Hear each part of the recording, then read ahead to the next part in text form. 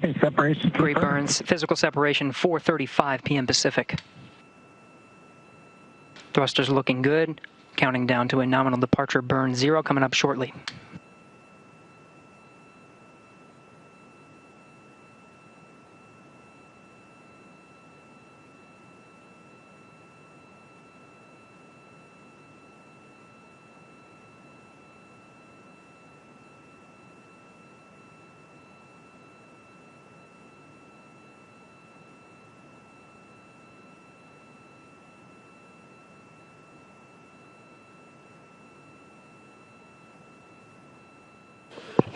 Dragon SpaceX depart burn 0 complete.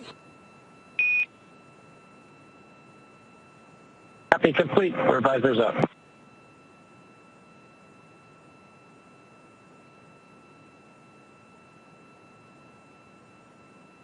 And you heard depart burn 0 complete, that 12-second firing, moving Dragon slightly faster away from the International Space Station using those service section Dracos. And with that, Bob and Doug have concluded their stay aboard the International Space Station. They're on their way back to planet Earth. Confirms a physical separation at 4:35 p.m. Pacific as the station and Dragon were flying 267 statute miles over Johannesburg, South Africa. 2 good undocking burns and a nominal departure burn 0. Next departure burn coming up in about 5 minutes. We'll be monitoring Crew Dragon throughout the departure sequence, but with Dragon flying free, that'll do it from us here in Mission Control Houston. Godspeed, Bob and Doug. To take you through the rest of the departure sequence, we'll send you back over to Hawthorne. Thanks, Gary. Departure burn 0 sets Crew Dragon, Endeavour, and Bob and Doug on their journey home. Dragon ship Endeavour is now on a trajectory to head up and over the station before additional maneuvers will change its orbital path to take it below and in front of the station. Dragon will autonomously accomplish that through 3 additional departure burns, with that next one coming up in just a couple of minutes to get Bob Behnken and Doug Hurley well away from the space station and on their way home. Beautiful view. Just had a beautiful view there of the relative navigation sensors providing an infrared view of the International Space Station as Bob and Doug drift away from it. And of course, as they are drifting away, going into that slightly higher orbit, just because of balancing the force of gravity along with their centripetal acceleration, they will move a little bit slower than the space station. And so we'll expect space station to sort of drift ahead, and then as they conduct those additional burns, getting out of the approach ellipsoid and the keep out sphere, then they will come back down below space station with their apogee being about 10 kilometers below space station and slowly reducing their perigee. Next up in just a couple of minutes, scheduled for 4:40 p.m. Pacific time and 11:40 p.m. GMT will be depart burn 1. That's a 20-second burn to further increase the opening rate between Crew Dragon and the International Space Station. Yeah, and that view, what we just previously had, and you can actually see it on the right-hand screen of Bob's display, is a relative navigation sensor that's providing an infrared view from the forward hatch of Dragon, looking back towards the forward module of the International Space Station. So that's where Dragon has been for the last 63 days. Coming up in less than a minute is departure burn number 1. This burn coming just about 5 minutes after separation, and this is going to increase that opening rate between the space station and Dragon. And separation occurred on time today, as with everything else occurring on schedule, sending Bob Behnken and Doug Hurley back toward Earth, back toward home. So very, very exciting moment. We should expect to hear a call out here for departure burn number 1. Departure burn number 1 is pretty short. It only lasts about 21 seconds, but it's the burn that's going to get us on our way up, out, and away through the keep out sphere and through the approach ellipsoid. Again, the keep out sphere, about 200-meter sphere around the International Space Station, and the approach ellipsoid, 4 by 4 by 2 kilometer ellipse. If you imagine 2 Central Parks in New York City next to each other, that's about how big that is. Just guidance references for visiting vehicles. And we're seconds away now from departure burn 1. These are autonomous burns. Bob Behnken and Doug Hurley are not pushing any buttons to make this happen. These are programmed into Dragon, and we will be looking for that in just a few seconds from now.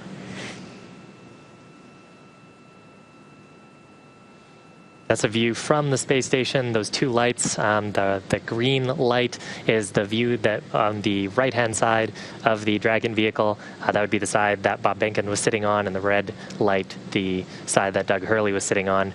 It's actually made pretty quick work getting away from the station. Gonna look up some data, see if I can get the actual distance to station right now. And departure burn 1 has begun, that 20-second burn. This will also take it outside of the keep-out sphere and outside of the approach ellipsoid, and after complete. Dragon SpaceX depart burn 1 complete. Nominal burn, you are go to doff your suits per procedure 4.012. Reminder that the ground will be deactivating the big loop following exit from the approach ellipsoid, which is approximately 12 to 14 minutes from now. Okay.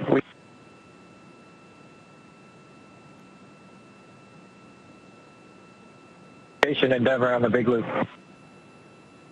Go ahead, Endeavour.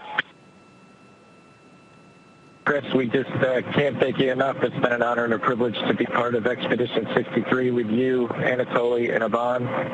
It's been a great 2 months, and we appreciate all you've done as a crew to help us prove out Dragon on its maiden flight. I'd also like to thank Zeb and his team in Mission Control in Houston for the incredible amount of work they did to make the dock to ops successful for Dragon, and also the teams at SpaceX that keep us going towards the end of our mission that we look forward to splashdown tomorrow. I'd also like to wish you a great success on the rest of your expedition and a safe flight home in the fall. Take care, friend. Endeavour, Thank you, Chris. Thank you, Anatoly. Thank you, Yvonne. Thank you, Houston, and thank you, SpaceX.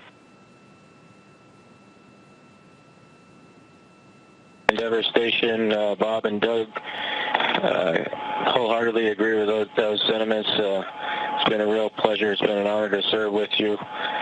Safe travels and have a successful landing. Endeavour's a great ship. Godspeed.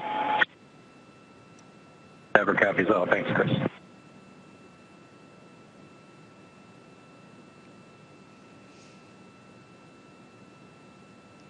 And we just heard some kind words exchanged between Crew Dragon Endeavour with Bob Behnken and Doug Hurley now on their way home. ISS and Dragon on the big loop. Endeavour has exited the keep-out sphere. See you guys when you're back home.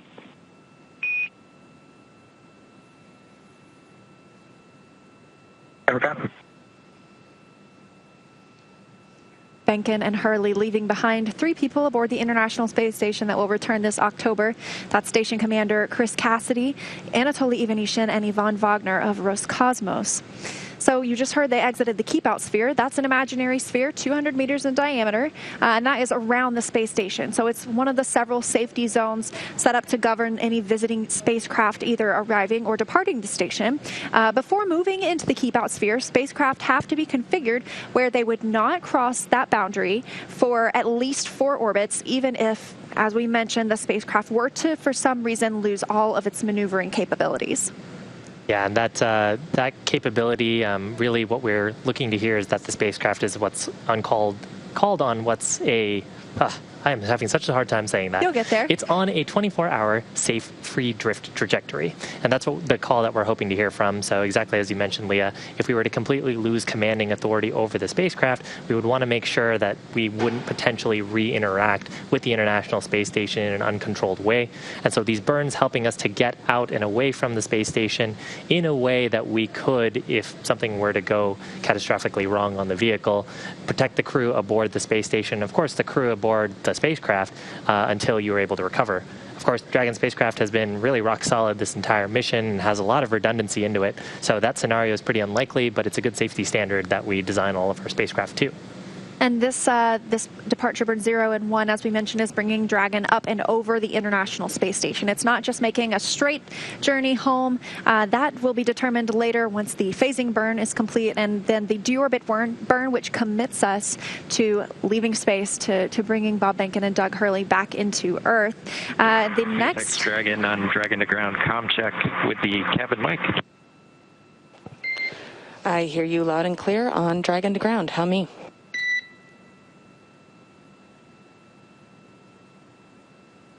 Loud and clear, Anna.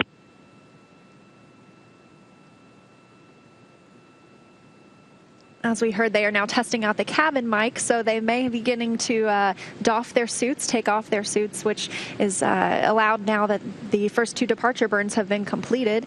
And the next is scheduled for 5:27 p.m. Pacific time. That'll be depart burn 2, and that'll be 12:27 a.m. GMT. So it's really the middle of the night for the space station crew right now, and they'll be getting ready to go to sleep pretty soon. But our astronauts are awake for several more hours before they get their sleep period later. Of course, they all got a chance to take a quick sleep shifting nap to be alert and awake for these operations.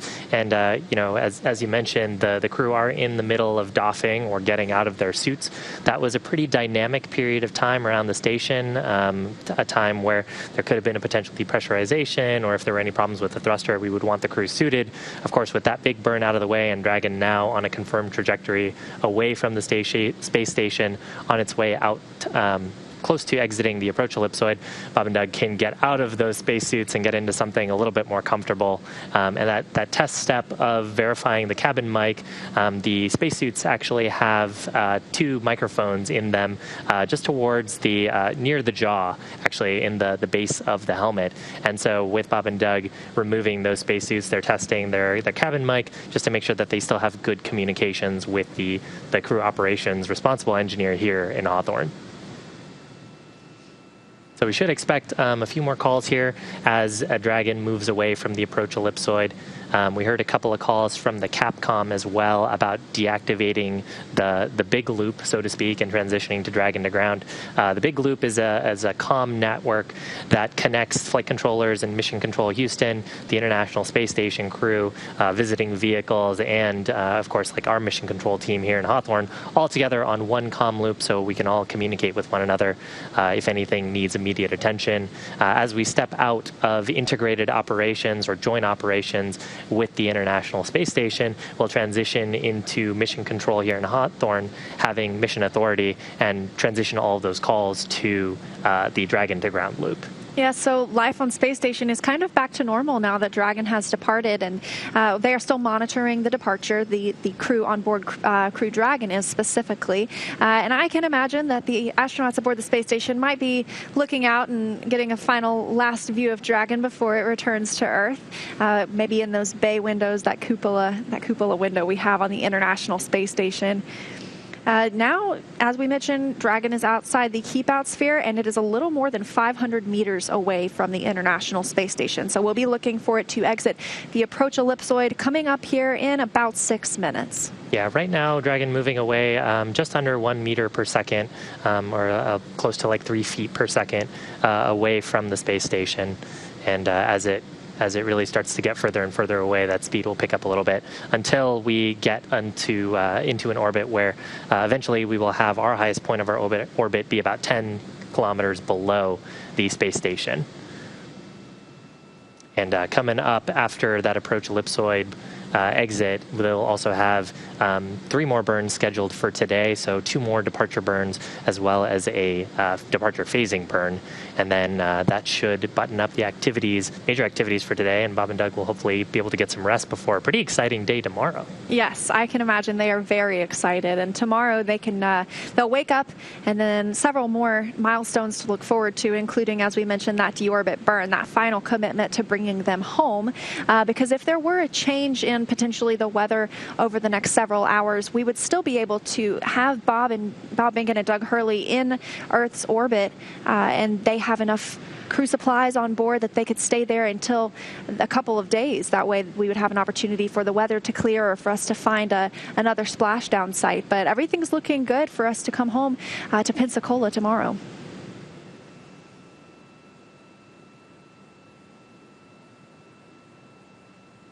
Right now on your screen, views of Mission Control. On the right-hand side, this team is Mission Control in Houston, and on the left-hand side of your screen is Mission Control in Hawthorne. Currently still in joint operations as we're still in the approach ellipsoid, and as we transition out of that 4 kilometer by 2 kilometer ellipse, we will transition mission authority to the mission director here in Hawthorne. While we've been in integrated operations and while we've been attached to the space station, any commands, any operations that we wanted to do on the Dragon spacecraft, of course, we're getting permission from the flight director in Houston to conduct those commands, because the flight control team in Houston really responsible for the health and safety of the crew aboard the International Space Station, as well as the safety and performance of the International Space Station. It's kind of wild to think about it. Sometimes I think about the International Space Station as a destination, but it's really a spaceship. In fact, earlier I think it was about 2 weeks ago, the space station had yawed completely around by adjusting its orbit, and so it was flying backwards, so to speak. So it's a spacecraft just like Dragon, just bigger. Oh, definitely a spacecraft. It's actually an orbiting laboratory. And so while they were on board, we talked about some of the science that Bob Behnken and Doug Hurley conducted. And while they were there, they completed 114 hours approximately of scientific research aboard the International Space Station. And it's really amazing how much of that benefits life on Earth. The space station obviously is in microgravity, and that gives us an opportunity to test things and to look a little closer at phenomenon that we can't when we're here on Earth. And so the International Space Station has provided countless medical advances and technological advances for us over these past 20 years. And as we mentioned earlier, this is the 20th anniversary of the International Space Station this year. And so it's a big milestone. We'll be celebrating that later in November. And that means there have been people living in space continuously for 20 years. So that's quite a feat. I love that it's international. I love that this is just such a good example of how when we work together, we accomplish something that at one time no one could have ever dreamed of. Yeah, just reading some of the books by former crew members, I know they like to talk about the food aboard the space station and the sort of the international cultural events that they do between crews. They really consider themselves a big family, and those kind words that we heard between Bob, Doug, and the station crew as leaving sort of shows just how close they became over just a short period of time, just a couple of months. Of course, I'm sure they all knew each other pretty well from training in Houston. Yeah, but something about being there with a common goal, and those are your family when you're there, you know. And so, of course, our astronauts get the opportunity to speak with their family pretty regularly because we want them to not get too homesick. Of course, they get a pretty good view in exchange. But yes, so we actually are coming up very shortly now. It looks like about a minute until we exit that approach ellipsoid and joint operations end between Mission Control Houston and Mission Control Hawthorne, which is just right behind us. And again, that approach ellipsoid, a 4 kilometer by 2 kilometer by 2 kilometer imaginary ellipse around the space station, really designed as a marker as spacecraft, as their trajectories enter into the space around the space station. They need to coordinate their operations with the flight control teams at Johnson Space Center. The way that we do that is, of course, through the loops and the nets that we have. So on your screen, a shot of those 2 mission control centers, and also through a set of what we call flight rules. So both mission control teams will establish operating principles, philosophies, procedures, sometimes even going down to specific failures. For example, if a specific engine was failed, or if a certain attitude capability was lost, or even the state of the life support system on board the vehicle, they'll come up with go, no-go criteria that are very specifically analyzed, and when it comes time to actually perform the operation, they'll check those lists against the health of the vehicle, and then make those go no-go calls before performing operations in close proximity with one another. So the next call we do expect to hear up to the crew is that they will have exited the approach ellipsoid.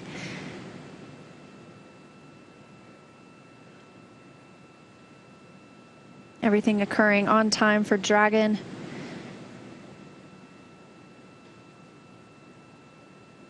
And the International Space Station currently flying over the Indian Ocean, 269 statute miles above us all, about to come up on the southern coast of Australia.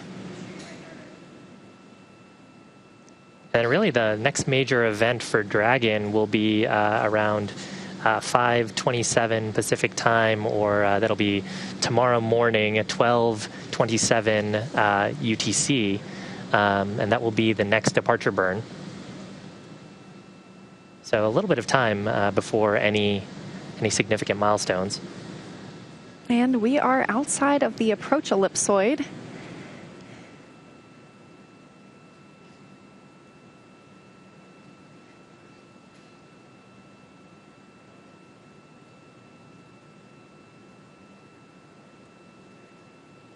So now that we are outside of the approach ellipsoid, as we said, everything happening like clockwork today for their departure. Dragon SpaceX on the big loop. Dragon has exited the approach ellipsoid and is on a safe free drift trajectory. Houston will be taking down the big loop shortly and expect ISS audio traffic to cease.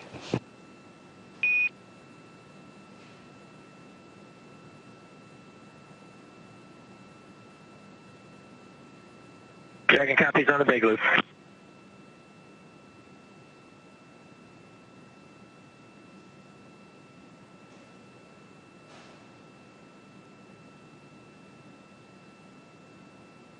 So with that exit of the approach ellipsoid, or the AE, that other imaginary three-dimensional ellipsoid measuring 4 kilometers by 2 kilometers, in the same family as the keep-out sphere, as we mentioned, that means that they are now 24 hours safe in a free drift trajectory. So if the spacecraft were to lose maneuvering capabilities, it wouldn't cross into the approach ellipsoid.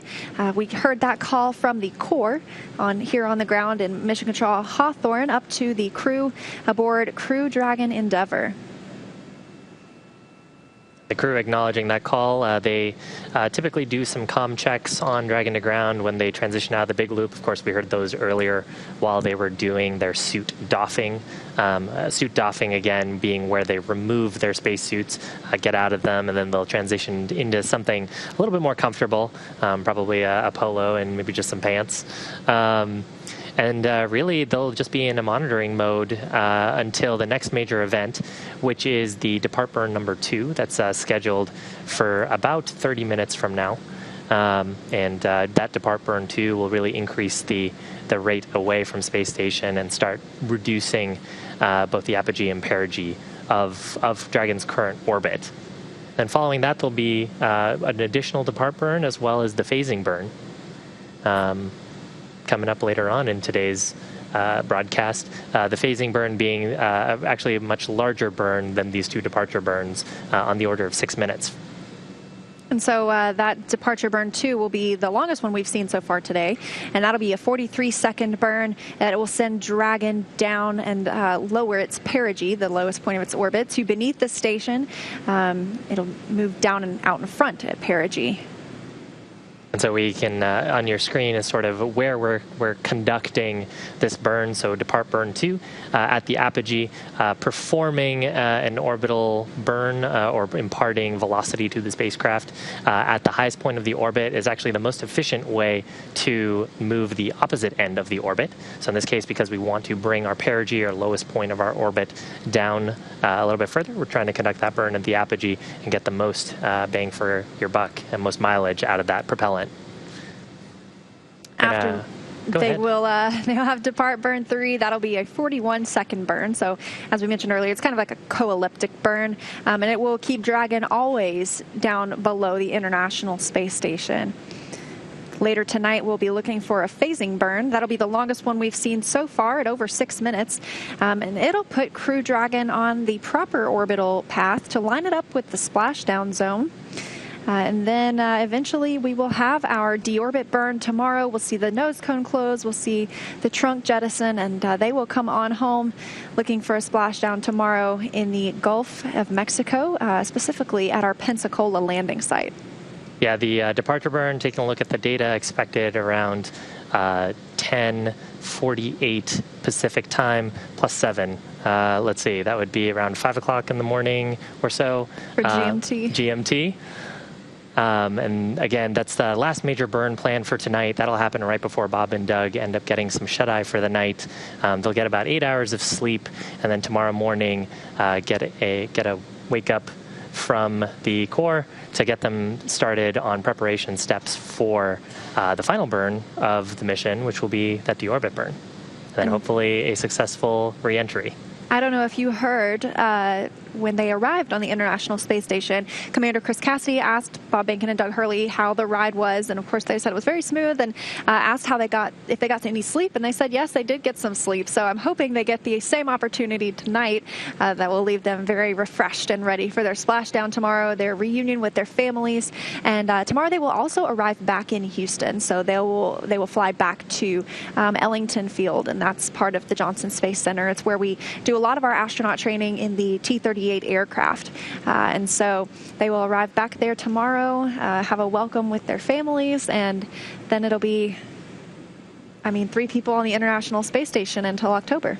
And that's a pretty busy day for them, because I think tomorrow morning they'll get up around, I think I know the time in Pacific, they'll get up around, I want to say 5 a.m. Pacific time, and if their splashdown time is around noon, and then if they're flying to their final site near Ellington Field, that's a pretty packed day considering they've been up that long. Oh yes, absolutely. I think it's definitely one of the most dynamic days of the mission, with the deorbit burn, with the splashdown, and then eventually flying back, being recovered in the ocean, and then getting to see your family after 63 days. It has to be pretty exciting. We were talking a little bit earlier.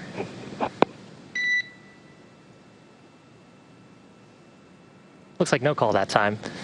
One thing we are expecting here is the teams here in Mission Control will be conducting a go, no-go poll for the upcoming departure burn, just to ensure that the vehicle systems remain healthy. Before each of these burns, the core, the crew operations responsible engineer, will give a call up to the crew to let them know if the Mission Control team believes Dragon is healthy for the burn. And then after those burns as well, we expect a call from the core to provide a quick status update on performance of the system and whether the burn was nominal.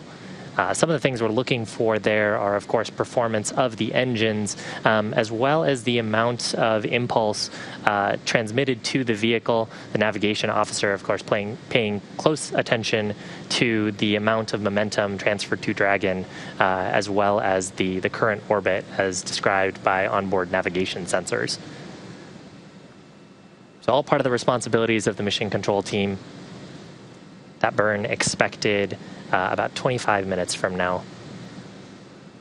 That's 5:27 p.m. Pacific time, or about 12:27 UTC. 12 a.m., so 12:27 a.m. UTC. So we don't have a signal from Dragon at this moment, so we're not getting those views that we had earlier, but we are taking your questions. So if you're watching and you are on social media, specifically Twitter, feel free to use the hashtag AskNASA, and we will try to answer your question here on air. This one comes from Amal, who asks how much time it will take for the Dragon spacecraft to reach Earth after undocking from the International Space Station. Well, Bob Behnken and Doug Hurley have begun that journey, and they are on their way, scheduled for splashdown tomorrow at 11:48 a.m. Pacific time, and that would be 6:48 GMT, or Greenwich Mean Time. Dragon SpaceX on Dragon to ground. Friendly heads up that your audio destination is on ISS, so if you are calling us, we will not hear you.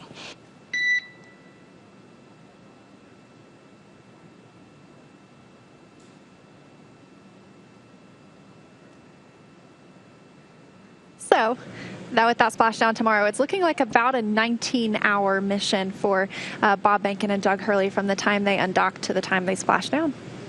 Of course, that time can be brought in and made a little bit shorter. For this mission, we opted to give them a 19-hour opportunity, and that gives them a chance to get some rest. And SpaceX, say again for Endeavour.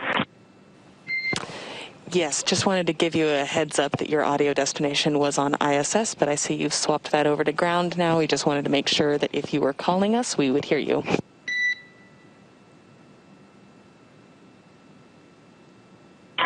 Okay, Anna, thank you. I appreciate the heads up.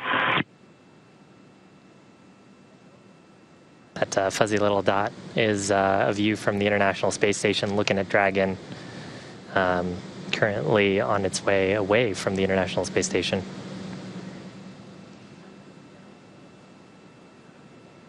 Speaking of the International Space Station, another Ask NASA question, this one from Colin, who asks, how do you keep time on the ISS? Well, you've heard us working to convert that in our heads. The International Space Station uses GMT, or Greenwich Mean Time. It's kind of the in-the-middle space between Russia and Houston, and so since those are two of the major partners in International Space Station operations, we use that time aboard.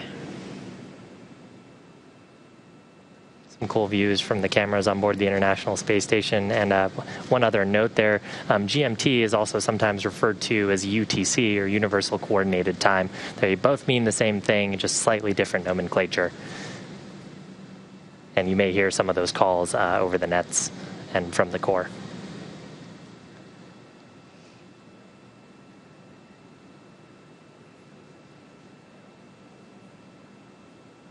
It's now been 30 minutes since Crew Dragon separated from the International Space Station, an on-time departure. Separation coming at 4:35 p.m. Central, 11:30 p.m. GMT. It has completed its first two departure burns, Depart Burn 0 and Depart Burn 1. And the next will happen in about 22 minutes. We'll be looking for Depart Burn 2. The astronauts, Bob Behnken and Doug Hurley, are now out of their spacesuits. They won't need to put those back on until tomorrow, just before the deorbit burn. So another question on social media right now lines up well with the view we have of Dragon. From Michelle, why is Dragon glowing right now? And actually, Dragon isn't glowing. What we're seeing is the reflection of the sun. So right now, both Dragon and the International Space Station not in the Earth's shadow. And just from this view on the camera, compared to everything else being so dark in the background of space, Dragon is just coming out looking a little bit whitewashed just from the exposure. So not glowing, but just seeing the reflection of the sun as we sort of adjust the white balancing.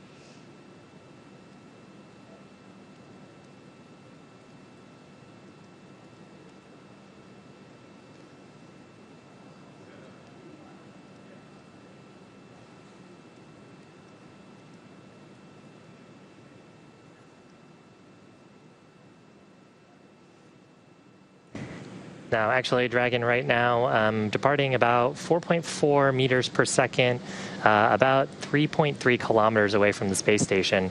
So what we're seeing on the screen is a view from the International Space Station, and Dragon about a 5K away, or not a 5K, excuse me. That would be a 5K if it was in miles. About 3.3 kilometers away from the space station. Now, we got a question from Lucas on what the main differences are between the Draco thrusters and the other burners. And I think what Lucas is referring to here is the Super Draco thrusters. So Dragon has two types of propulsion systems on the spacecraft. We have 8 Super Draco thrusters that live in those pods on the side of the capsule. Those are only used, for launch escape. So they're pretty powerful thrusters that if we were to experience an anomaly during the ascent portion of the mission, then we can pretty much use most of our propellant to accelerate away from the Falcon 9 launch vehicle. We actually had a demonstration of that during our in-flight abort test that preceded the Demo 2 mission. The Draco thrusters are actually much smaller thrusters, and we have more of them. We have 16 of them around the vehicle, 12 of them around the service section of the vehicle that we actually have been using for all of these departure burns.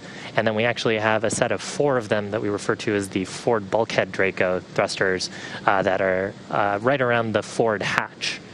They use a propellant called nitrogen tetraoxide as the oxidizer and monomethyl hydrazine as the fuel. And those are what are known as hypergalls. So if you squirt them together, you get fire.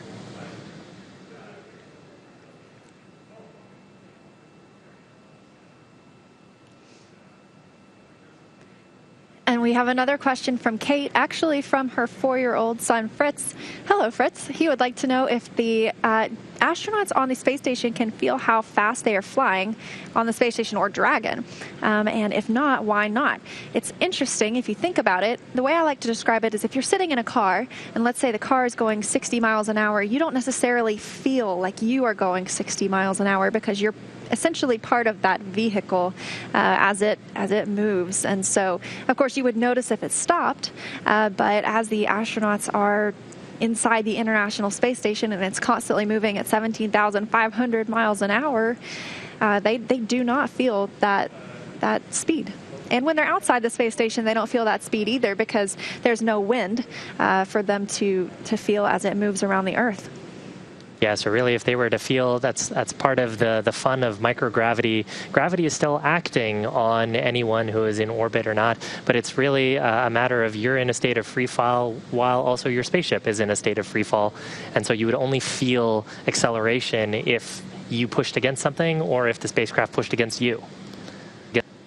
So during those burns, actually, Bob and Doug will probably feel a little bit of thrust since they're in their seats, but otherwise not too much. And we have a question here from Glenn about if the astronauts can get out of their seats during any part of their trip home. And that's partially true. So actually during this phase of the mission, the crew are actually free to roam about the cabin, if you will. But during earlier portions of the mission, we actually had them be seated. So during the earlier undocking burns, the crew were seated. Part of the reason for that is if there was a depressurization, we would actually need them to be seated so that their suits could act as safety devices for them. And then, of course, when we get to deorbit, that's a pretty dynamic time as well, where they will be seated. But as for this moment right now, they actually have the opportunity to be out of their seats, as you mentioned, roam about the cabin, and out of their suits as well. So they may have donned or put on some much more comfy clothes for this relaxing portion of the ride, all up until deorbit burn tomorrow.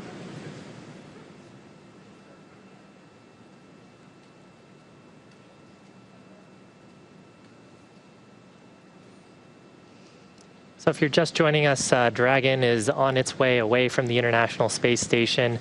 We separated from the space station around 4:30 p.m. Pacific time, 4:34 p.m. Pacific time. And actually, is that right? Do I have my time wrong? We did. Separation was on time at 4:35 p.m. 4:35, that's what it was. Pacific time, and 11:30 p.m. GMT. And spacecraft is now on its way away. We're awaiting departure burn number 2. So we've conducted 2 undocking bursts from those Draco thrusters, as well as the first departure burn and first and second departure burn. Now departure burn number 2 coming up, where it'll last about 43 seconds, and we'll use a combination of the service section and forward bulkhead Draco thrusters to reduce the lowest point of the orbit, the perigee of Dragon, get that a little bit closer towards the Earth's atmosphere. Oh, we've got a question from Karen's 9-year-old who wants to know what the astronauts eat on the International Space Station. And they actually get a variety of choices. We have a food lab at the Johnson Space Center in Houston, Texas. And before the astronauts go on a mission, they have the opportunity to go and taste test some of their foods. And so there are a variety of types of food that are available aboard the station. A lot of it needs to be reheated with hot water. They can eat anything from at holidays, they have a lot of the same food we have down here, sweet potatoes and turkey and those kinds of good foods. They have candy like we have here on Earth, so they're not lacking on some of those sweet things. But one thing that they don't typically have are a lot of the fresh fruits and veggies that we get to enjoy. And so that's one of the things that can sometimes arrive on a cargo Dragon spaceship, and the crew loves it when it happens, but it's hard to get that food up to them just because it has to be fresh when it is packed and when it's launched and by the time it arrives. And sometimes that can be several days. So whenever they can do a late load of that cargo and get some of those fresh fruits and veggies up to them, it's always greatly appreciated. And there's always some good pictures of people juggling oranges. SpaceX on Dragon to ground. The ground is go for depart burn 2.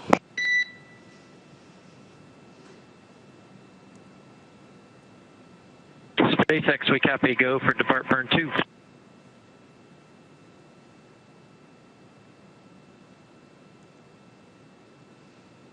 So confirmation there from the core and a good readback from the Dragon spacecraft that vehicle is go for depart burn number 2. That's expected just in about 12 minutes from now. And again, what we expect to happen here is Dragon will slew. That's just a term for adjusting its orientation or attitude. So there'll be a few Draco pulses to adjust the orientation of the spacecraft.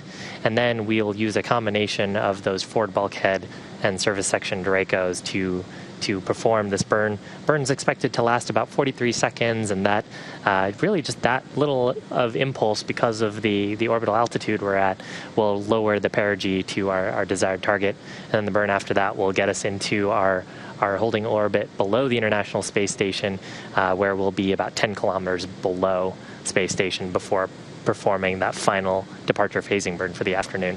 And this is the third of those 4 departure burns. As you mentioned, this one lasting about 43 seconds. Depart burn 3, which is scheduled to be at 6:14 p.m. Pacific time, or it looks like 1:14 a.m. GMT. That would last about 42 seconds. So that'll be the next burn until we have the phasing burn later this evening, and then it'll be time for Bob Behnken and Doug Hurley to get a little shut-eye. Before that, of course, they'll get a chance to have a meal aboard the space station, or a meal aboard Dragon. They've got plenty of food and water on board the spacecraft, of course, for the expected trip of this mission, which would have them landing tomorrow. And they really have like meal ready to eat on board the Dragon spacecraft. We actually have a question here from the Denver OG. How many Gs do they experience on re-entry? So Gs here referring to the gravitational force that they'll experience from the re-entry forces. Took a look at the data earlier from the Demo 1 mission as well as some of our simulations, and we're expecting the crew to experience somewhere around 4 to 5 Gs during re-entry. A lot of that will actually happen when the chutes deploy. Then on the way up, I believe they experienced on the order of 3 to 4 Gs during Falcon 9's ascent. So nothing too far out of family for the crew members.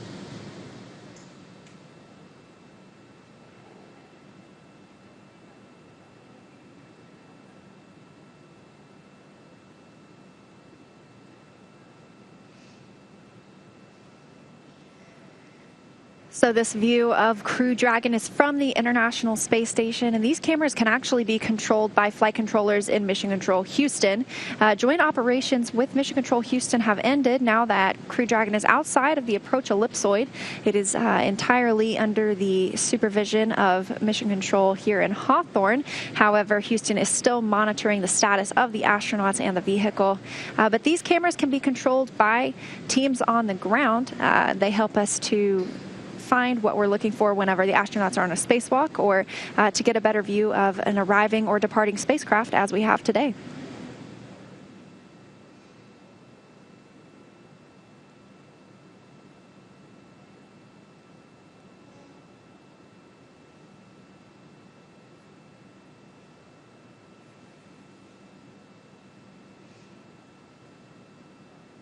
Crew Dragon looking pretty small compared to how we saw it just even 40 minutes ago. Just before undocking, you can see the trunk there near the top of your screen, and then Crew Dragon's capsule down at the bottom, and that's the only portion that will return tomorrow and splash down in the ocean.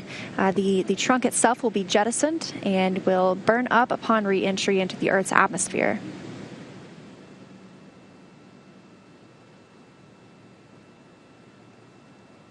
We got another question from David Hernandez about if the Dragon crew vehicle will be visible from Earth. There were actually some really cool photographs when the ISS had passed in front of the sun while Dragon was attached, and you could actually make out on those photographs from a telescope the silhouette of the Dragon vehicle. I think right now, if you had a telescope pointed at the right direction, you might be able to see it, sort of depending on whether the sun was behind the vehicle or not.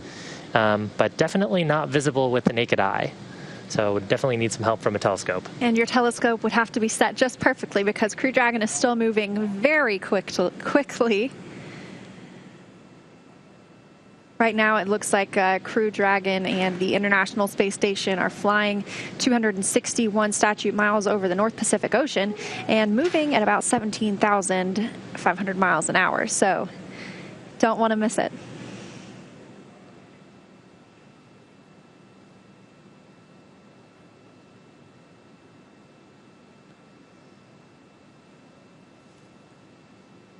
So we have a question from Supermom HK fan, actually from their 5-year-old. Why does the rocket need a heat shield? And in this case, I mean, Dragon technically it does have rockets on board, although we usually refer to it as the spacecraft. But Dragon has a heat shield on board to handle the intense heat from reentry. So as Dragon hits the Earth's atmosphere, we're going to slow it down a little bit, but we really use the atmospheric drag to slow down the spacecraft.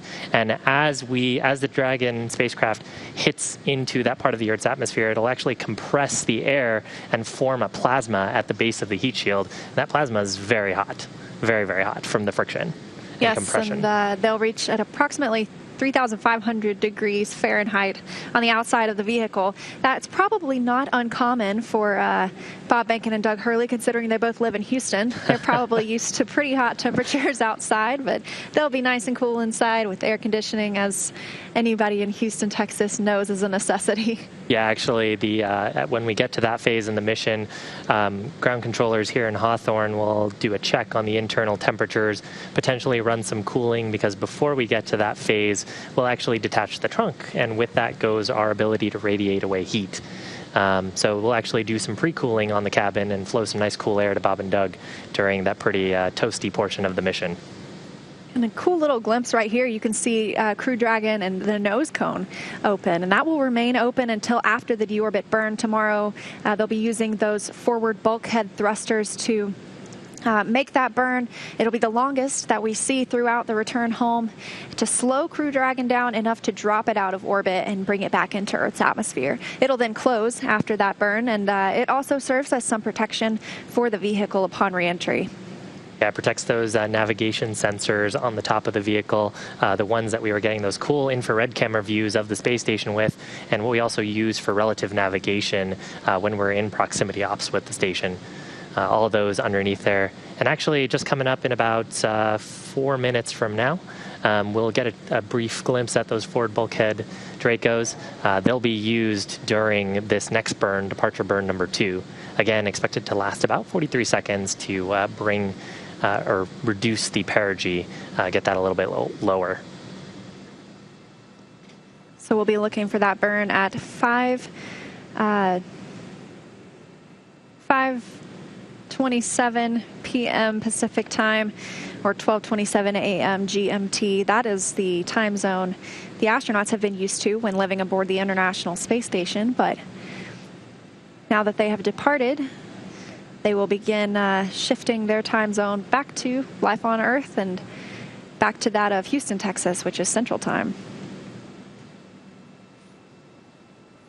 Got another question here from Kevin Shannon about who the core is and what their role is in astronaut and vehicle health. The core is a position here in Hawthorne Mission Control, very similar to the Capcom role at Johnson Space Center. Stands for Crew Operations Responsible Engineer. And really, they are responsible for understanding all of the procedures that the crew run, as well as looking out for the crew and providing them updates on the status of the vehicle. They synthesize information from the other mission controllers, as well as think ahead to things that the crew will need to know to conduct their actions on orbit and transfer that information over the comm loops. So we heard a bunch of that earlier. I think on the Capcom side, that role has traditionally been an astronaut, although that may not be the case these days. It was at one time solely astronauts who held that capsule communicator position. Nowadays, it does not have to be. It's always, though, someone who has extensive knowledge of the vehicle or of the space station or of the task at hand. So at one time, it was always an astronaut because they do have that experience in that vehicle, but now it can be any other very experienced individual. We got another question from Dylan, who asks, I believe I heard you say there's no up or down in space. Can you explain that? Well, it's when you're in microgravity and you can orient yourself whatever which way, there's not really the same up or down as we have on Earth. I'm standing on the floor right now, but when you're on the International Space Station, that floor could also be where some of the research racks that you're working on are located, and so you just flip upside down to get better access to them. So there's not necessarily an up or down because that gravitational pull is not as strong. They're in microgravity, and so direction really goes out the window when you become an astronaut on the space station. Of course, orientation is still very important, so we have frames of reference defined for the spacecraft. If you noticed, when we were showing views of Dragon attached to the space station, the nose cone was up, so to speak. Dragon fits to the pressurized mating adapter in a very specific way. So the guidance officer and the prop systems officer and the team here are, of course, understanding the orientation of the vehicle, but up or down is sort of a relative sensation. And we are about a minute and a half away from departure burn 2. And this one's going to bring Dragon, it's going to lower Dragon's perigee, or the lowest point of its orbit, to below the space station. We've had Dragon above the space station at this time, but it'll be bringing it back down and in front of the space station's orbit. So it'll be a 43-second burn. And we'll be looking for that here in just about a minute now. Really cool to still be getting these views from the International Space Station. Dragon right now is about 10 kilometers away from the space station, still retreating at a rate of 6.3 meters per second. So we probably have a pretty good lens on that camera that's giving us these views. So a 10K. If you ever run a 10K, that's how far Dragon is from the International Space Station. And they've made a pretty good time, too. They separated about at 4:35 p.m. Pacific, 11:35 p.m. GMT. So under an hour for their 10K so far.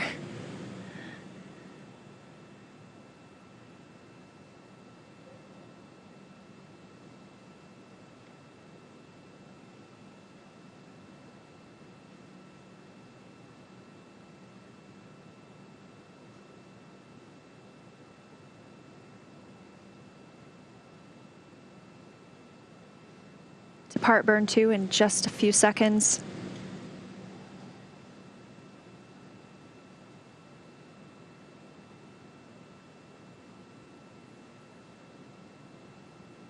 And the burn has begun. We'll be looking at a 43-second burn using a combination of service section thrusters and thrusters on the forward bulkhead, which is the area of the nose cone, or that the nose cone would be covering when it's closed.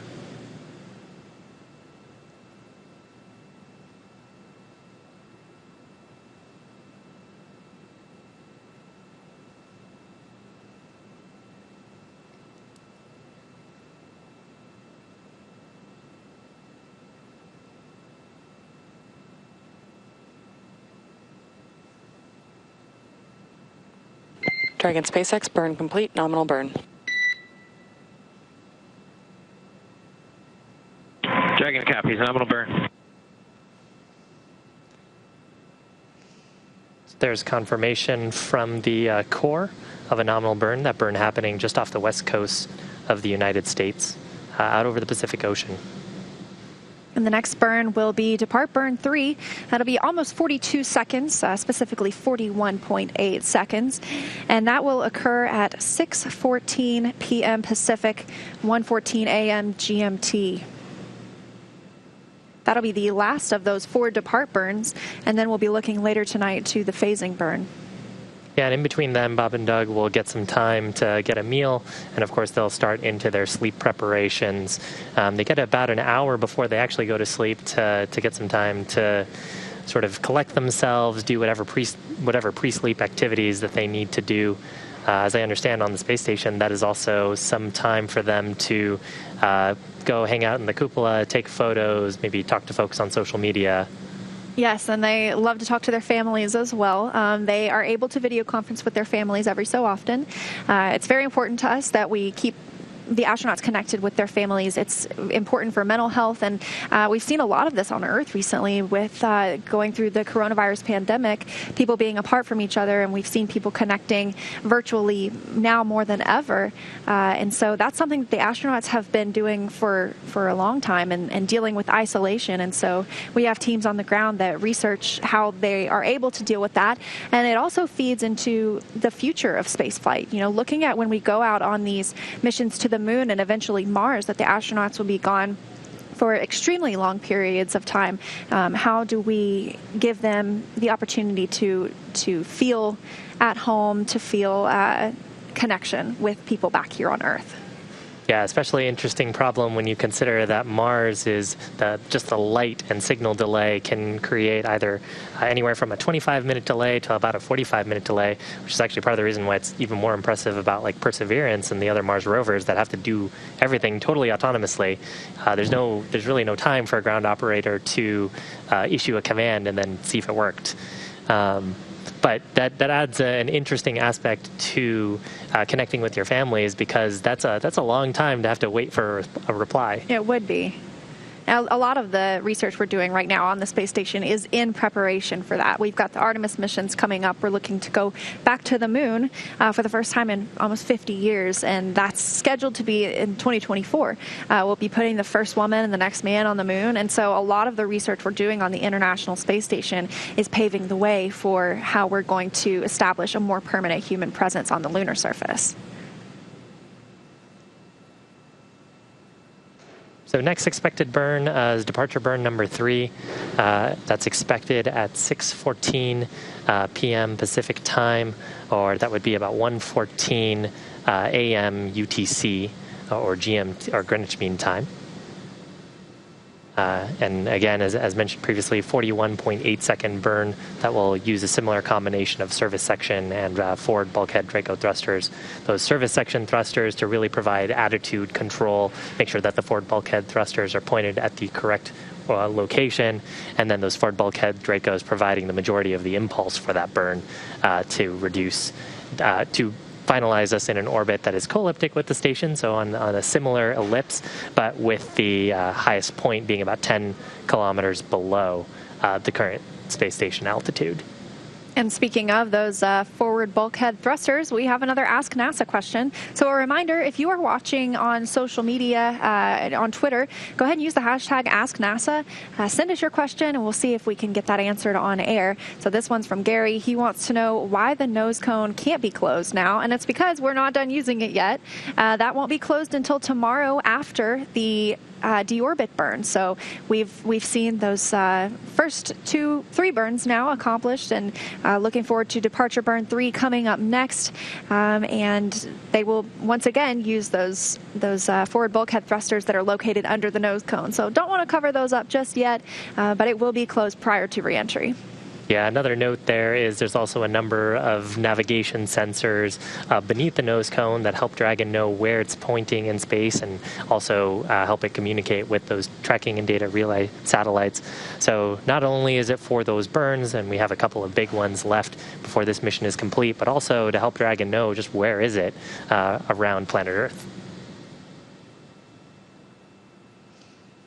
We've got a question from Hurricane Force, who asks, how can kids work toward being future astronauts or work with NASA? That's a great question, and I will give some advice that the astronauts give.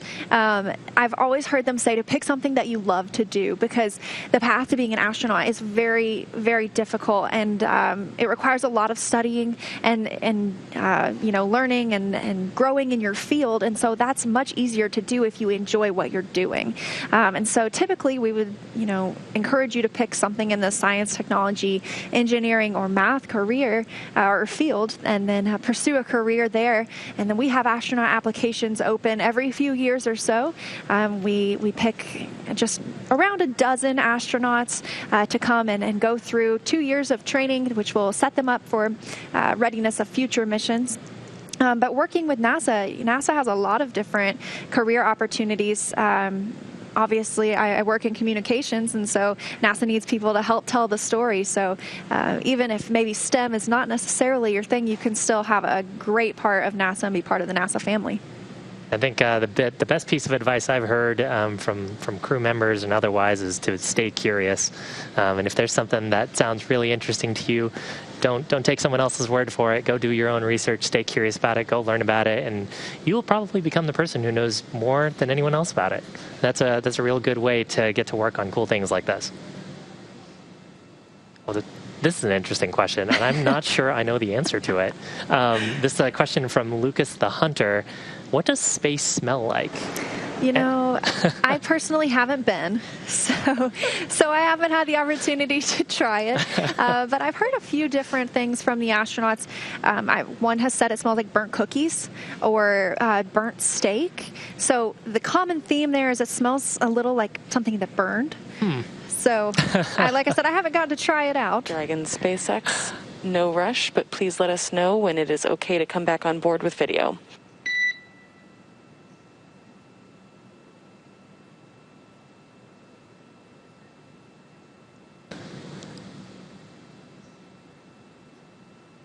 So the core there, just relaying to the crew. We have cameras, of course, aboard Dragon that we've been looking at earlier. Relaying to the crew that we've had those off for their privacy so they could doff their suits, and requesting if we could come back aboard. And SpaceX, you're welcome to come on board at this time, and we've just wrapped up our timer for suit drying. Copy all. Thank you so much. And Doug there referring to the drying time for the suits. So, of course, any perspiration, any wetness in the suits just from having people in them, we want to try to dry that out, make sure that the suits are nice and clean, wouldn't have any possibility of getting kind of gross or building up any sort of microbes. In fact, when we got first to station, we did a longer drying period, and the crew wiped down the suits with some cleaning wipes just to make sure that there was nothing that would grow in there for the 2 months that we were on station, and conducting a similar operation right now. So another walkthrough of everything that's happened today. If you're joining us now, or if you weren't here for the start of our broadcast, we joined the International Space Station while the astronauts were still on board the space station with their other three counterparts. That's NASA's Chris Cassidy and Anatoly Ivanishin and Ivan Wagner of Roscosmos. And then we saw the crew board the Crew Dragon, say, farewell, and don their suits or put their suits on and close that hatch of Crew Dragon, followed up shortly by NASA astronaut Chris Cassidy closing the hatch on the space station side, known as the APAS hatch. We then stepped into the vestibule depressurization. That's the space in between the hatches that was exposed to vacuum whenever Crew Dragon departed. And we saw an on-time departure. Separation occurring at 4:35 p.m. Pacific time. That's 11:30 p.m. GMT, or the time used aboard the International Space Station. We had those two short bursts using the thrusters on Dragon and the umbilical detaching, those hooks releasing, the 12 hooks releasing Dragon from its home for the past couple of months. So after that, we saw the first three departure burns of Crew Dragon, those first two bringing it up and over the International Space Station. The astronauts were then able to take off their spacesuits after that burn was completed, and then we just saw departure burn 2, which has lowered Dragon's perigee and brought it down below the International Space Station at all times. So next up for us will be departure burn 3. We're looking for that at 6:14 p.m. Pacific, 1:14 a.m. GMT. Been a pretty busy day for Bob and Doug aboard Dragon. They managed to. There's actually a view of inside the cabin. So Bob and Doug out of their spacesuits. You can actually see one of their spacesuits. It's that sort of white and gray item on the left-hand side of the screen, and then it looks like that might be Bob on the right-hand side of the screen. And we're looking at a view. You can kind of see the cargo, so the seats in front of them. Looks like they've got a spacesuit in the way of this camera. But beneath the seats, they've got some storage room where we've got about 150 kilograms of cargo. A lot of that, more than half of that actually, is scientific experiments and samples coming from the research program aboard the International Space Station, which is, of course, a national laboratory. You actually had a number earlier. I think Bob and Doug combined had done 114 hours, approximately 114 hours of science in the lab while they were on the International Space Station. And of course, that doesn't count towards the upgrades that were completed outside with those battery changes that enable us to keep going further. But yes, it of course tripled the amount of time we were able to do because that's the U.S. lab. And Chris Cassidy was, prior to the arrival of Crew Dragon, doing all this work on his own. And so having Bob Behnken and Doug Hurley come on board for a couple of months really expanded the amount of scientific research that was conducted during that time. Getting some cool views of the interior of the cabin. We got a sort of a sweep around of the cameras.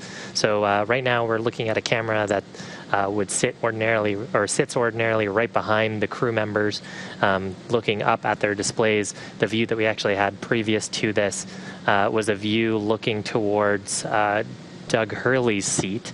And actually, when on the uphill portion of the mission, we got a quick tour of the interior of Dragon from Bob and Doug, and they gave us some insight and a quick tour of the cabin.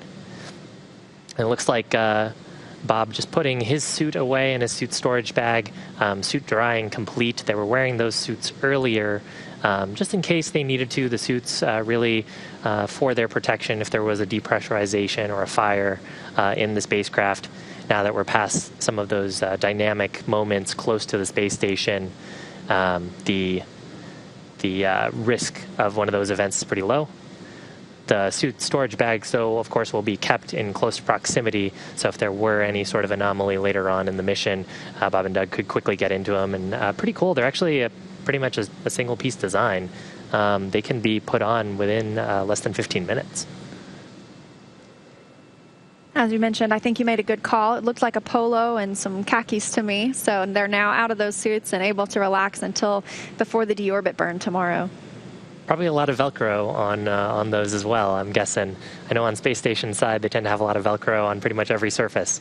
Yes, it's interesting. The astronauts use Velcro on, their pant legs will have strips of Velcro, and anything that they work with, their spoon or some, like their drink bags might have a little spot of Velcro on the other side. So that way, if they need to put it down, they can't really put it down, and they don't want it to float away and become lost in the recesses of the vastness of the International Space Station, and so they can just tack it to their little Velcro spot on their little pants leg and come right back to it.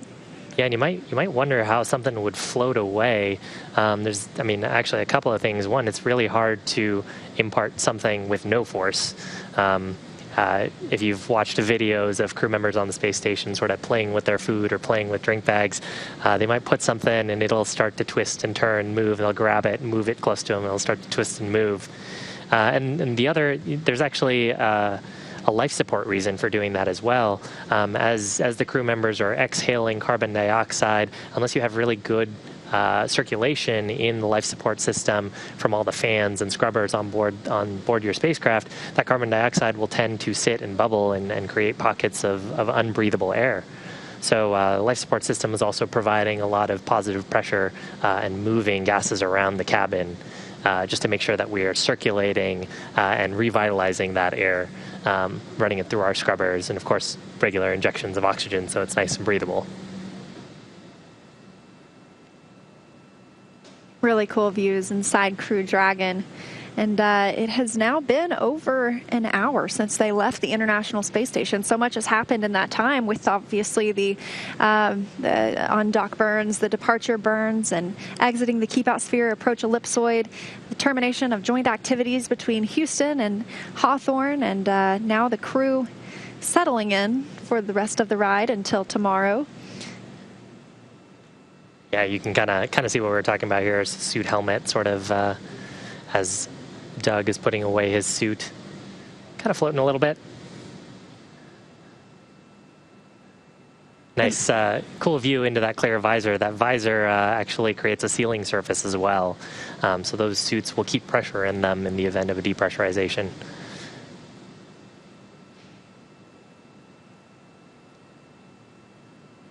It looks like we have a good Ask NASA question.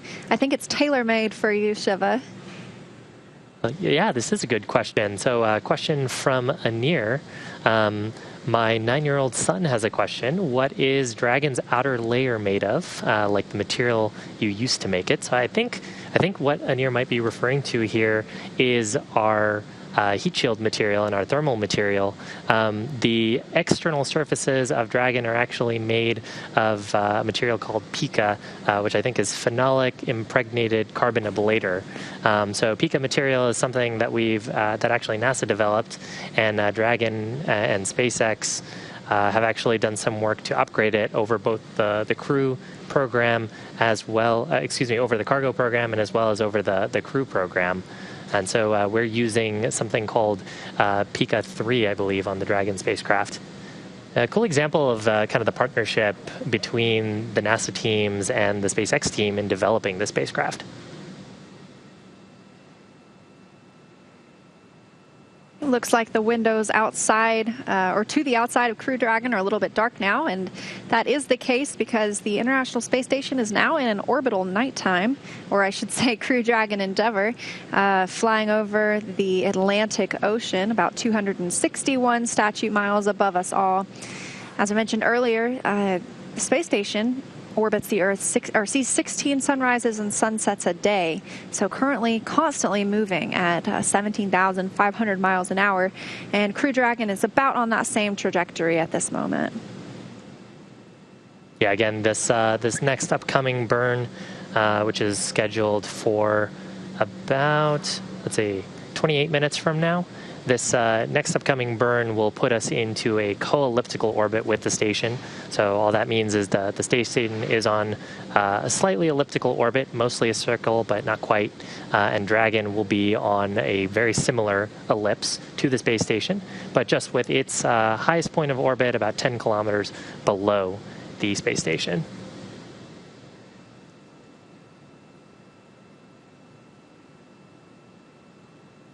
Right now it looks like we're flying right over the middle of the Atlantic Ocean, just off the, well, not quite just off the coast, west coast of Africa, but off the west coast of Africa.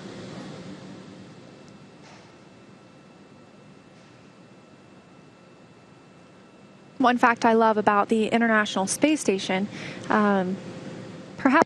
maybe not Crew Dragon Endeavour as we discussed. You might be able to see that with a telescope, but for the International Space Station, you can see that with the naked eye. You don't need a telescope. It's the third brightest object in the night sky, and so if you go to spotthestation.nasa.gov, you get the chance to see when the space station is flying over your area. So it's pretty amazing if you get the chance to look it up, and tells you when you can go outside and where to look in the sky to see the space station fly over. Every time I get the opportunity, I love to go and try and see it, and I wave at whoever is on board the International Space Station. It's funny for me to think that they're only about 250 miles above us. Of course, they're in outer space, but 250 miles is not that far when you think about it on Earth. So that's a pretty short road trip, honestly. Exactly. But pretty hard to get there. Need a lot of thrust and power to get through that, and that's why we need something like Falcon 9 to be able to get us into orbit. And of course, once you're in orbit, that's not the end of the story. The Dragon spacecraft as well, in this case, had to provide quite a bit of thrust to then rendezvous with the International Space Station.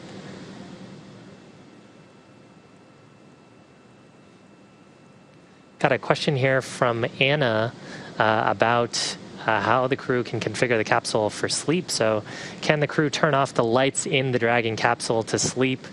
And they can, actually. As part of their sleep configuration processes, the crew can control the cabin lighting. They actually have some covers as well that they'll put on those windows. So there's 2 windows on either side of the side hatch. And of course, there's a window that looks through the forward hatch. And crew will put some covers on those just so they don't get woken up by the orbital sunrise. Right now, I believe, as you mentioned, we're currently in orbital nighttime, so a little bit dark in the cabin without those lights. It would really mess with your circadian rhythm if every 45 minutes you were getting a bright flash of light for 45 minutes.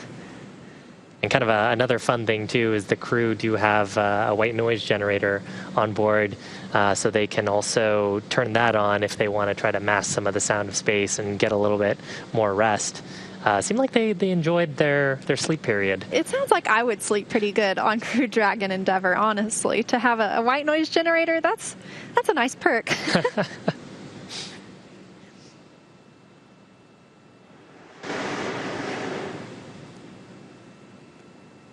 So this might be a question for you, Leah. Can you actually see fireworks from the International Space Station? You know, I'm not positive about fireworks, but one thing you can see is lightning. And so that makes me think that fireworks might be visible from the International Space Station, in which case I can't help but wonder if maybe they got a real show about a month ago for 4th of July.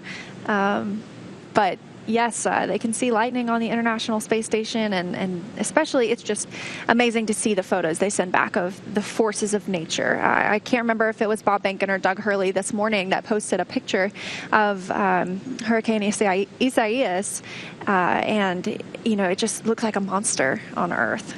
Luckily, moving away from our landing sites, though, that was actually one of the concerns for the flight control teams. We were monitoring the weather, checking if Hurricane Isaias was going to move into the Gulf of Mexico or whether it was going to move up the eastern seaboard into the Atlantic.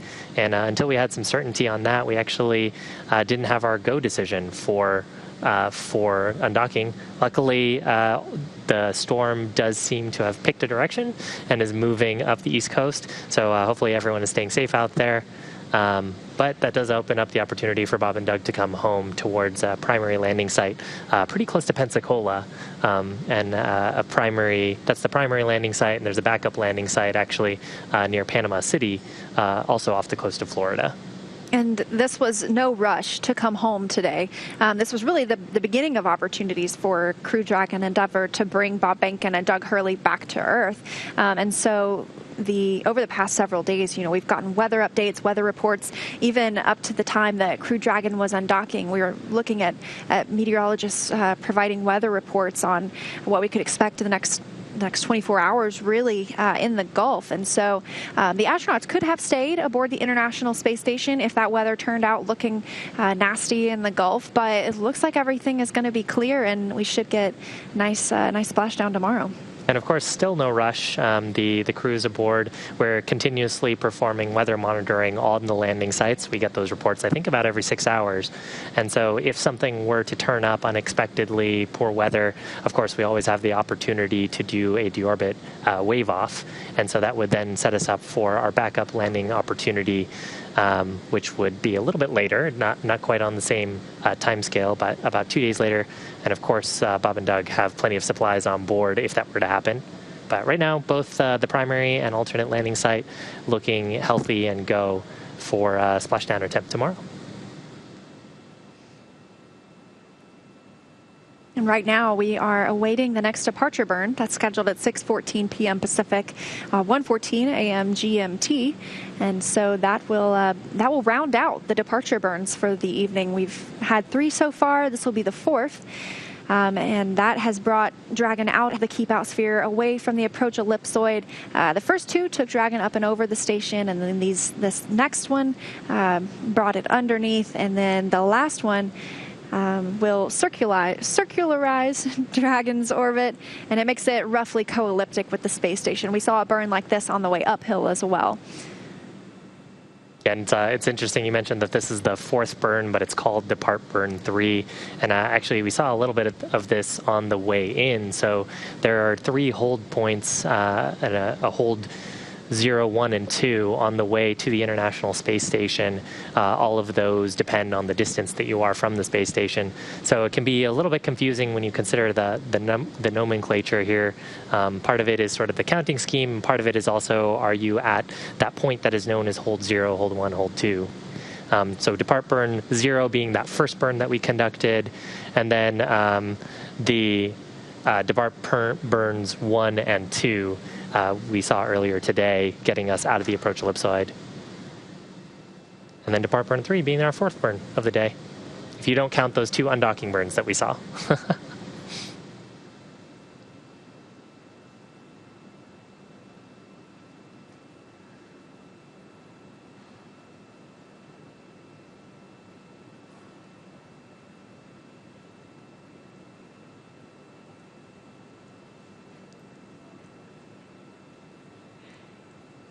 And we've got another Ask NASA question. Don't forget to submit yours on Twitter with the hashtag AskNASA. This one from blank and 195 others. So they want to know how many times a day the International Space Station flies around Earth. It is a very, very fast orbit. They see 16 sunrises and sunsets a day, so we make an orbit almost every 90 minutes. So that's a sunrise or a sunset every 45 minutes. And Dragon actually seeing something relatively similar right now. Its rate of sunrise sunset will be a little bit faster just because it's going in a slightly lower orbit, but something similar right now. About eclipses lasting about 36 or 37 minutes and seeing those about every 40 minutes.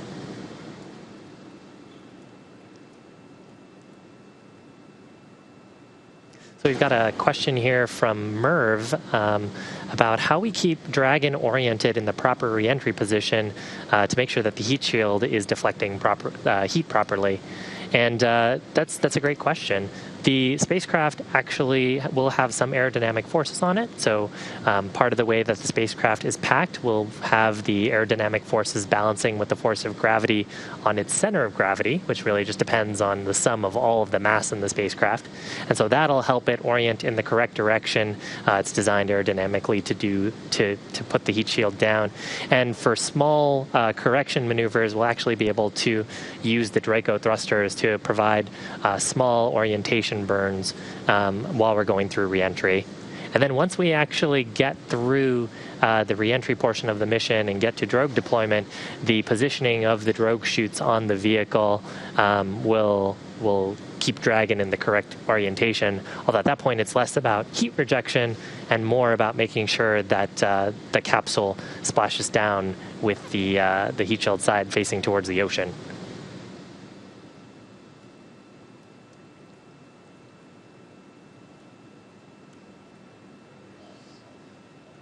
Another question from Daniel wondering how late into the reentry can you change the landing site? So the landing site is determined based on a lot of criteria, anything from wave height to wind speed, making sure that we give the astronauts the most safe location to splash down. And so if for some reason at this point we saw that Pensacola site that we're targeting tomorrow was starting to look like maybe a no-go area, we already have backup sites identified. And so even though Crew Dragon has already departed and already conducted its first few burns, it's not really committed to one site until its deorbit burn tomorrow.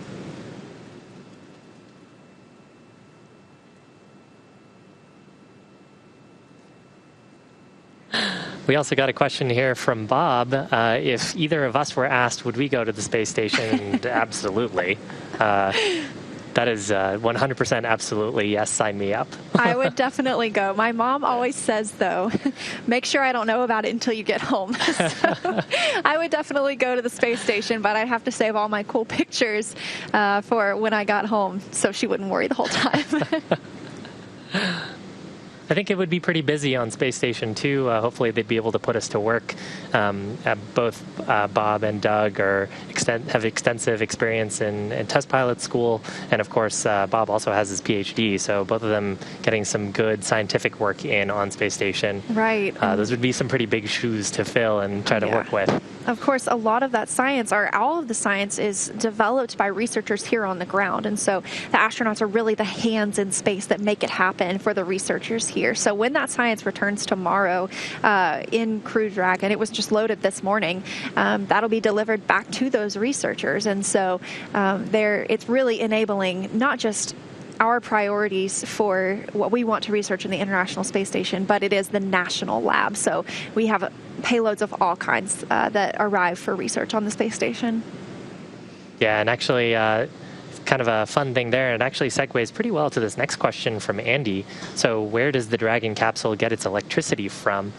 So we were talking a little bit about the cargo aboard. Some of that cargo is in freezers, and it's sitting in a set of cargo pallets right underneath the two middle seats. Those cargo pallets actually receive power from the spacecraft, and the spacecraft receives power from solar cells that are on the trunk.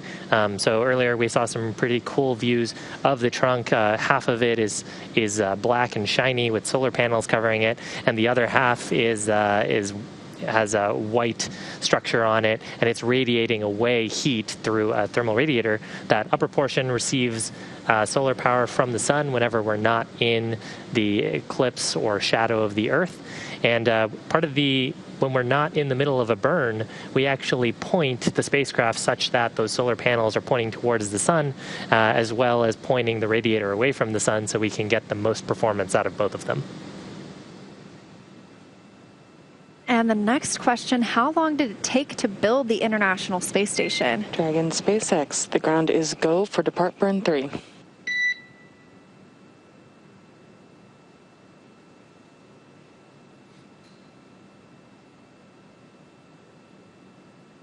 Copy, Anna, go for depart burn 3. Thank you. And we just heard they are go for depart burn 3. We'll be looking for that about 14 minutes from now, the final of those 4 departure burns. But back to our question, how long did it take to build the International Space Station? The first element for the International Space Station was launched in 2018, or in 1998. So we celebrated the 20th anniversary of the first element launch in 2018. But people started living full-time on the International Space Station in 2000, as we mentioned. So this marks the 20th anniversary of continuous human presence. But, you know, even now, pieces are continuing to be added to the International Space Station. There will be a new scientific airlock that arrives later this year. A few years ago, we saw the arrival of the BEAM module, which is the Bigelow Expandable Activity Module. It's helping us test out future habitable zones for deep space exploration. And so it was launched flat, and we had it expanded, and it's still aboard the International Space Station. And I think that Bob actually got to check it out last week. So that's pretty cool. Yeah. So the International Space Station it continues to grow in a way. And of course, that capsule itself sometimes can act as a little bit of habitable space. So anytime you've got a visiting vehicle aboard, if there's room in there, I'm sure you can go hang out if you need a moment of privacy. And the International Space Station is actually huge. It's the size of a football field, which is one reason it makes it so easy to see with the naked eye, from the ground, from Earth. But the habitable space inside is that it's equal to about a 6-bedroom house, also the same as a Boeing 747 aircraft. So that's about the amount of space that the astronauts have to live and work inside. Of course, you have that entire space, though, that's not covered in equipment. If you were imagining a 747, you'd only have the part that you could walk on. But because of microgravity, you can really take advantage of the ceiling and the floor, because there isn't really a ceiling and a floor. And no assigned seats.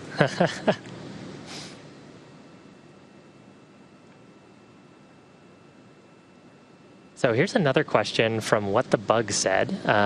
Appreciate the explanation of the core role, but who is she today? Listening in feels like she could be Anna Menon, who so impressively took the reins in May. Is it? And yes, actually that is Anna Menon. She handled the docking portion of the mission, earlier in May.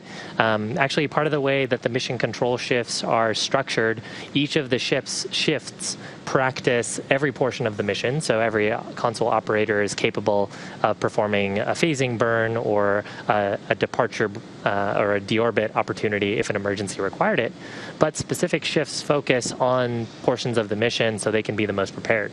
So Anna is on the shift that focuses on proximity operations. That includes the docking portion of the mission and the undocking portion of the mission.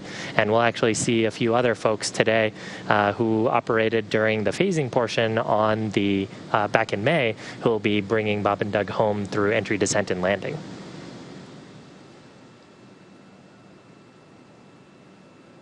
We have a question from Michael, who is curious about the activities planned for Bob and Doug immediately after their safe return. Well, they will be lifted from the water using a crane that's on the ship that will come and retrieve them. So they will still be in the capsule. They'll be lifted out of the capsule and placed onto the ship. Once they are on the ship, they will actually be lifted. They won't be walking just yet because, let's be honest, it's been a couple of months and they need to regain their center of gravity because they have been out of gravity. This is a common occurrence and something that we practice with all crew members that arrive back home from a Soyuz capsule as well. Additionally, they will be landing on the water, and so even somebody who is well accustomed and has been walking on Earth their whole life sometimes need to gain their sea legs. And so once they get out of the capsule, they will be taken to have some medical checks, as we always do with our returning crew members, just to make sure that they're feeling well and they can share any of their concerns. And then they will be taken to by helicopter back to Florida, and then eventually they will board a plane and head back to Houston, Texas. So home sweet home, all by tomorrow evening. They will be welcomed to Ellington Field, which is part of Johnson Space Center and where we conduct a lot of our astronaut training in the T-38 jets. So another busy day, even once they've splashed down. Yeah, it seems like they don't get too much rest in there, but I guess that's why it's so important that they're getting some rest on the spacecraft. And I do wonder if they'll take a nap on the airplane or something, depending on how they feel. You mentioned a little bit about the inner ear deconditioning that they experience. It's actually part of the reason why the crew members, that deconditioning from being in microgravity is part of the reason why they exercise so much on station, to try to keep their muscle mass up and try to keep their heart rate up. It's very interesting. In your there's a feedback mechanism between your brain and your heart, and so when you get to space, because of sort of fluid shift in your body from microgravity, you get slightly higher pressure in your head, and your heart and brain will basically reduce the rate at which your heart beats. And it takes a little bit of getting used to, depends for each crew member, when you get back into gravity on Earth, for your system to readjust to that. Actually, another question here from Baraket. Why do we need to do a burn to get back to Earth? Why not just use gravity or free fall? So that's actually an interesting question. If we had all the time in the world, and just kind of let the capsule do its thing, there is enough atmospheric drag in the upper portions of the Earth's atmosphere to deorbit the Dragon capsule and actually eventually the International Space Station as well. But of course, that will deorbit you whenever the drag just happens to work out the right way, and it becomes really then difficult to pick which landing site you want to go to. So there's, of course, a team of folks that are helping us, helping the crew as well with the recovery operations. So we want the capsule to land pretty close to them. These burns, for the first, ensure that we get far away from the International Space Station, but then also ensure that we land close to our targeted landing site. And this one from Starman, this question asking, do the astronauts bring any music with them when they go up to the space station? They do have some music. I'm not sure how it arrives with them, but I know I have heard in several videos sent back from the space station before that they take some time to jam out, enjoy their favorite songs. Yeah, I think I actually saw a Twitter post from Chris the other day. He did a little bit of a music video, I think yesterday morning. So definitely had the tune somewhere. Oh, well, this is a good question. This one from Hashim. Where does the ISS get its water, and is there any water backup? So the International Space Station, we have this little phrase, this little saying that yesterday's coffee is today's coffee, or today's coffee is tomorrow's coffee, because almost all of the water on the International Space Station is recycled. And so that means any of the astronauts' urine or sweat or any humidity at all, that's recycled, that's pulled and processed and cleaned, and so it just becomes the next day's water. And this keeps us from having to launch water all of the time, because we would never be able to keep up with the amount that we needed. And additionally, water is very heavy, and so by not having to launch water, we are able to send up more science or more spacewalk equipment. So that's where the water comes from. Yeah, and actually we don't do that on the Dragon spacecraft. Of course, having a recovery system for that means that you also need power, and sort of the real estate to have that equipment aboard. So because we know the durations that the Dragon spacecraft is intended to operate, we actually carry food and water bottles for the duration that we expect to go, replenishing those and adjusting the storage of those based on the consumption for the uphill portion and the downhill portion. And of course, Bob and Doug have more than enough food and water for the next couple of days for a splashdown attempt tomorrow. And of course, if they had to do a wave off on orbit, or if they needed to go into an emergency recovery scenario and use that as emergency supplies. We are about 5 minutes away from departure burn 3. Looking at that occur on time at 6:14 p.m. Central Time, 1:14 a.m. GMT. This is the fourth and final departure burn for the Crew Dragon, but it's not their last burn. And it sounds like they are getting ready and getting set up to begin that burn on time. It'll be a 42-second burn, and it'll be the last until the phasing burn later tonight. Yeah, this burn using a combination of those 4 forward bulkhead Draco thrusters, and then using some of the 12 surface section Draco thrusters really for attitude control, attitude just meaning the direction that the spacecraft is pointing. So we want to point those forward bulkhead Draco thrusters in what's referred to as the retrograde direction. So if you imagine the spacecraft flying in a direction, pointing opposite of that direction is the retrograde direction. And that will slow down the spacecraft when we fired those thrusters, and that'll bring the orbit a little bit down. And then with that, it'll bring the spacecraft roughly co-elliptic with the space station about 10 kilometers lower in altitude. So it'll be moving just a little bit faster than the space station, getting slightly out of sync with it as it continues its mission. So as we mentioned earlier, Dragon's flight is totally autonomous. The crew on board is not going to push any buttons to make this departure burn happen. This is something that's programmed into the vehicle, and so they just have to sit back, let the spacecraft do its work. I know that they probably enjoy monitoring everything that's going on, so they might be in their seats taking a look at how that burn is unfolding. Yeah, of course, both Bob and Doug are test pilots, went to test pilot school and have pretty extensive experience on the order of thousands of hours in test aircraft. And so for them, testing out a new spaceship is pretty exciting.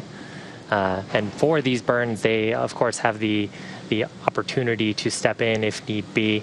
So typically, one of the crew members will monitor the burn performance and step in if something needs to happen. Ground operators, of course, able to issue commands if need be, but most of the time the vehicle handles autonomously any faults that it incurs during a burn. That's actually part of, so, it's been pretty quiet for mission control, and that's exactly how you want a mission to go. But almost everyone in the mission control room and everyone across all the shifts has gone through simulations, some of those with the crew embedded in the simulation, some of those with the Houston control team, where we throw all kinds of faults and problems, scary problems at the sim, to see how operators respond, to exercise our procedures, and to make them better. So today, nice, quiet mission, just the nominal events happening exactly as you'd like to see, but everyone in that room and, of course, the crew aboard prepared to step in if need be. I've had the privilege to sit in on some of those sims and help prepare to be here, and it is so nice to hear some peace and quiet on the loops, on the nets, everything going pretty well so far. And we are just under a minute to departure burn 3.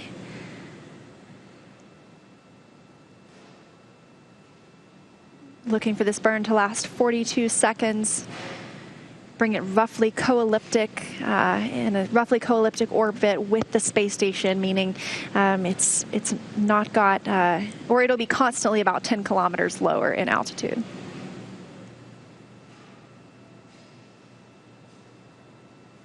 And once that burn occurs, we'll also expect some words from the core to the crew, acknowledging how the burn went and sort of next steps after this.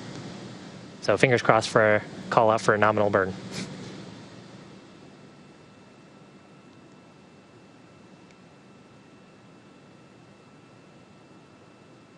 It's worth noting what some of the other folks in mission control are doing during a burn. even though the vehicle is actively monitoring its health and systems, there's also operators monitoring those the health of the systems aboard. Notably on burns, the systems officer will be checking performance and health of the Dracos, and the navigation officer will be doing analysis on the burn performance, as well as what Dragon reports its current attitude, velocity, and orientation are. And that burn is now underway. We can actually expect it to be complete in just a few seconds.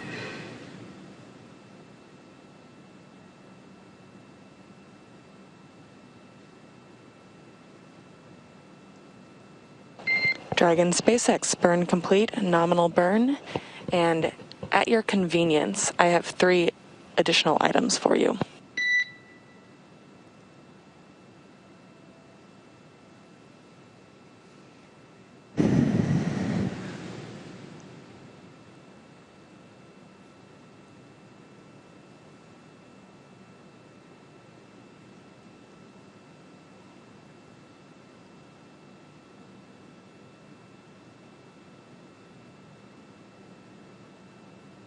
Okay, Anna, we're ready to copy.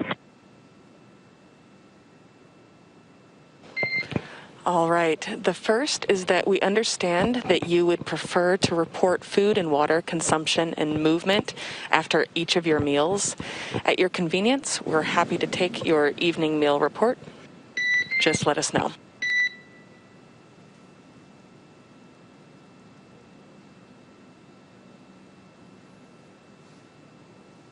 Okay, copy that. We'll give it in a few minutes. Sounds great. The second item is that we have some updates for your tablet timeline. It'll take me a few minutes to talk you through them, so when you are ready to copy those, let me know that too.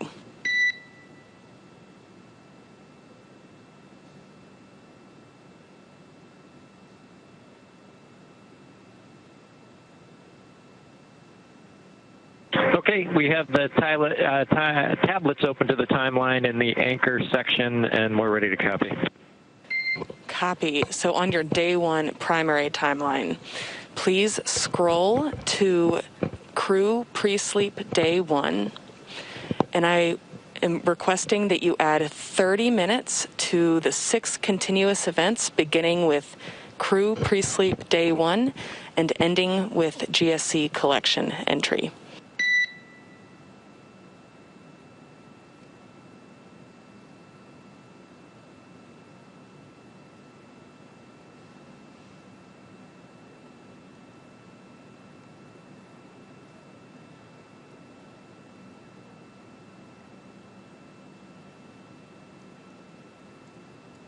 Okay, we've got that up, and so for crew pre-sleep day 1, it should be 02:40, and then we add 30 minutes in each subsequent milestone up through GSC collection at 13:10, which will now be 13:40, it looks like. Good readback. The second change to make is to please subtract 15 minutes from your scheduled fluid load start and fluid load end events. Your new fluid load start time is 1448.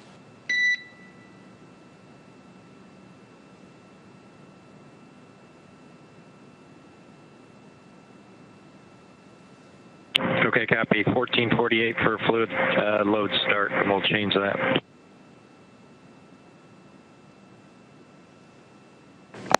And you copied the fluid load end subtraction of 15 minutes too, correct?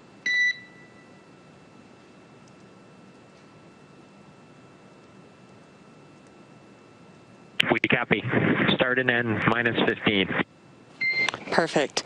All other entries in your day 1 primary timeline should be good to go. For your day 1 alternate timeline, all burns are within approximately 15 minutes of accuracy. Should we find ourselves needing to take advantage of that timeline, we recommend tagging up at that point to update all the details, but if you have an alternate preference, please let us know.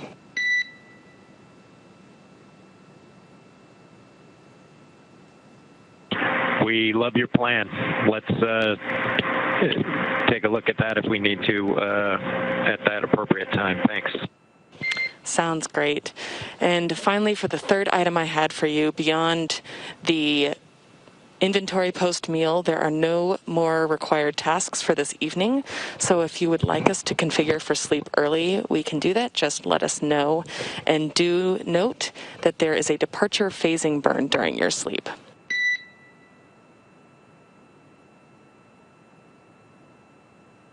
Yep, we saw that. We'll get the inventory to you in a few minutes, and then probably once that's complete, we'll start working our way towards configuring for our sleep period. We copy all.